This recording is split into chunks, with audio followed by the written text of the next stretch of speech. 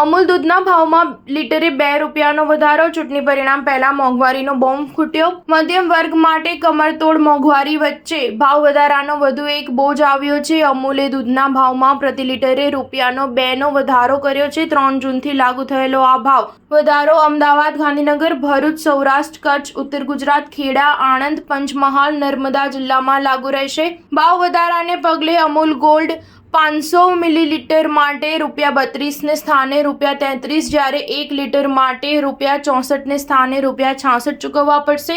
અમૂલ દૂધના ભાવમાં છેલ્લે ગત વર્ષે 1 એપ્રિલના વધારો કરવામાં આવ્યો હતો. એ વખતે 500 મિલીલીટર અમૂલ ગોલ્ડનો ભાવ ₹31થી વધારીને ₹32 કરાયો હતો. આમ શાકભાજી બાદ હવે દૂધના ભાવમાં વધારો થતાં મધ્યમ વર્ગનું બજેટ વધારે ખોરવાયું છે. અમૂલ દૂધમાં થયેલા આ ભાવ વધારા માટે ઉત્પાદન ખર્ચમાં થયેલા વધારાનું કારણ ફેડરેશન દ્વારા દર્શાવાયું છે.